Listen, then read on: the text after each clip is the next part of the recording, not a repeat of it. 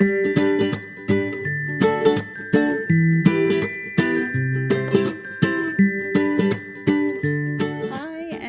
to Creating Hawaiian Sunset. My name is Emily Oland, and I am the artist and owner of Oland Studios. I am so excited to share with you my creative process and how this multimedia artwork came to be. So each piece begins with a concept drawing after I've met and consulted with a client.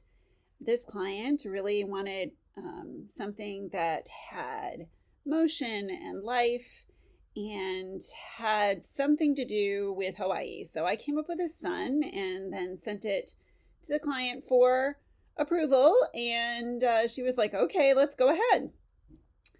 So the next step, I actually start with concept pieces. And this is one of them.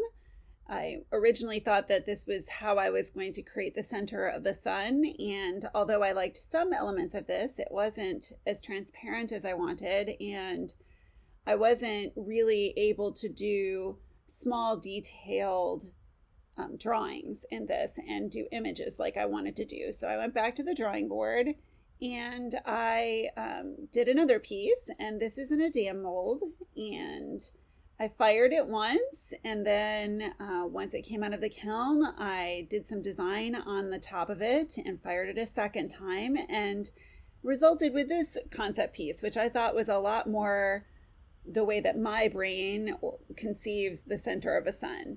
So this is the sort of the feeling that I went with. And then I got really big. This is 6 inches. And when I built the piece, the center is 19 inches. So this is a steel ring mold. And this is actually the second firing. I don't have a photo of the first one for some reason. And this piece is getting ready to have images in it. And if you look close, you can see a turtle and a volcano and a wave and a palm tree. But it translates better once it's fired. And there they are. So that's what it looked like after the second firing. But there's this big space at about 2 o'clock, and I had a plan for that. I wanted to do something different in that area. So after I thought about it a little bit, I came up with this painting of a hibiscus flower. So once it was fired, it kind of fades, but it looks different in different lights, and you'll see how that's highlighted in different times of day and night and day later. Here's a close-up of the thickness of this piece, and you can see some really shiny things there in the bottom corner. That's called dichroic glass. And sorry about my cat mewing in the background. That's probably not something I could do anything about, but you can see all the little different pieces of glass and the drawings and depth of color, all those fiery colors there. There's a little bit of the hibiscus. These are some elements that I worked on for the sun rays. I had to learn how to use a torch, which I had never done before, so I was excited about that. I got really excited and made lots of these really cool organic shapes. These are called stringers with different thicknesses and bendy parts. I then made the background pieces of the rays. There were 3 different sizes, and employed those bendy pieces that I made and some other frit, which is ground up glass. And here's a full shelf of rays headed into the kiln. And this is the opening of the kiln, my favorite thing as a fused glass artist. So the colors really come to life, and all the clear glass becomes clear, and you can really see the colors and the shapes. After this, I actually shaped them into sort of bendy shapes on a mold, and somehow I didn't get a photo of that, but eventually, after firing 32 rays, I came up with this basic sun. Now, mind you, this is 19 inches in the center. We're getting very large here, and at some point the client said, are you going to employ the teal of my couch? And I hadn't really incorporated that into the design, and so I decided to add water because I'm extra. And so I was sizing for water. And again, back to the drawing board for a concept.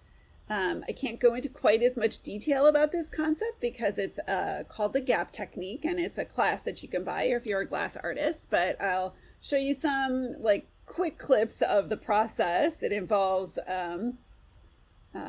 paper and lots of glass frit, ground up glass, and different elements.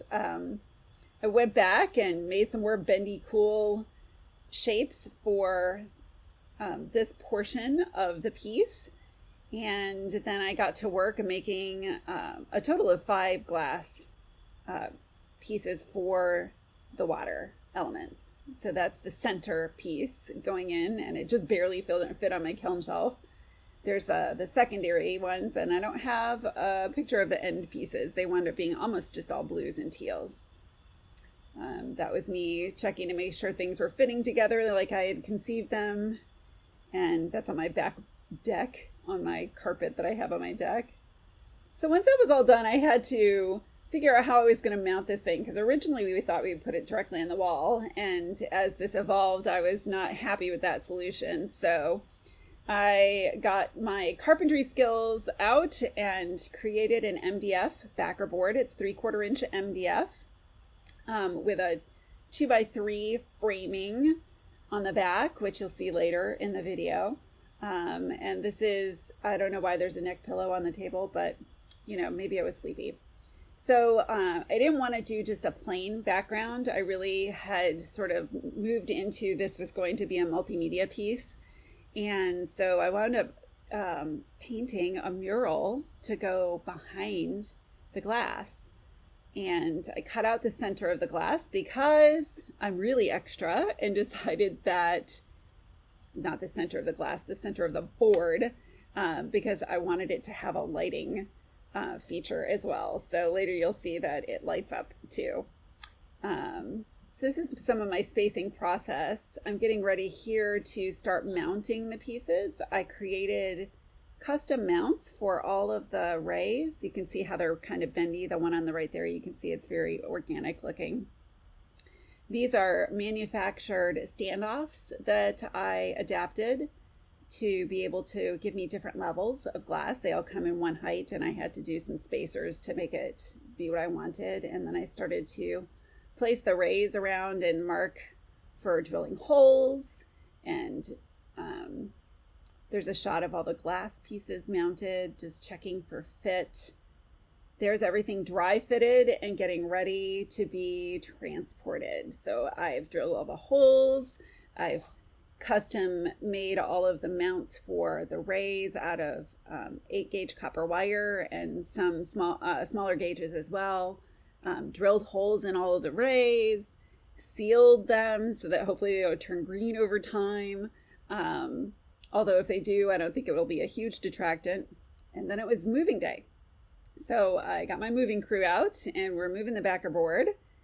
And you can see there the lighting that I've installed on the back is just LED rope lighting that I purchased, and it will plug into the wall in its location. So that's kind of neat. Thankfully we have a convertible and I didn't have to rent a U-Haul to get it 3 blocks to its new home, which is on a pool patio deck. And as you can see, this gray wall was not going to be a great feature for the sun and the water. So I think the mural worked out a lot better. There's that giant board. It wound up being about 72 inches wide and 51 or 2 inches tall. That's my chief installer, and also my husband. He spent about 2 hours getting the backer board up onto the wall and into studs and securely fastened so that I wouldn't be nervous to reassemble the glass on it. And unfortunately, I don't have any pictures of me reassembling the glass, but know that I did it because eventually everything is affixed and epoxied and mounted and it's done. So I'm pretty excited about this piece. It's the largest piece I've done yet. And the client loves it. It's gotten lots of rave reviews, even though it's been COVID year and there's not been a lot of chance to really party in the backyard. I'm gonna bring some music in and just let you sort of enjoy these great photos that Stacy Winter took for me of the piece.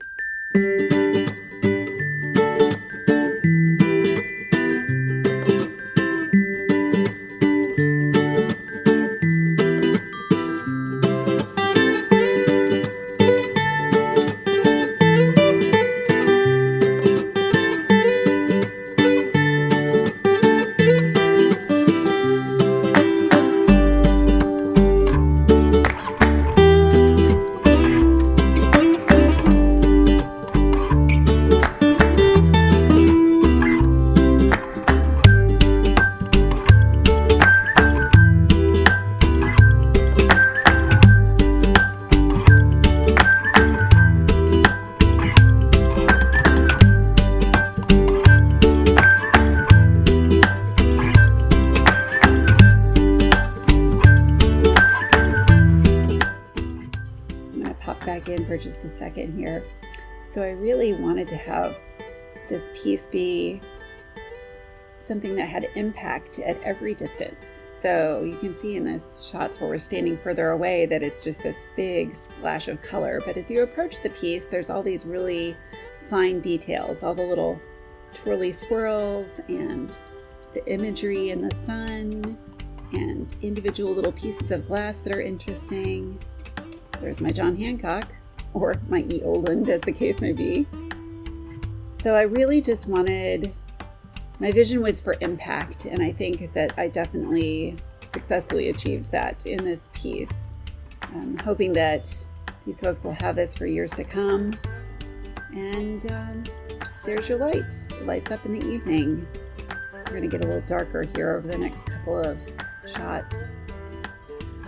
And the client says they've really enjoyed it this summer. It adds some excitement to the area both during the day and at night. Thanks so much for listening to me and joining me for this process video and how this piece, Hawaiian Sunset, came to life.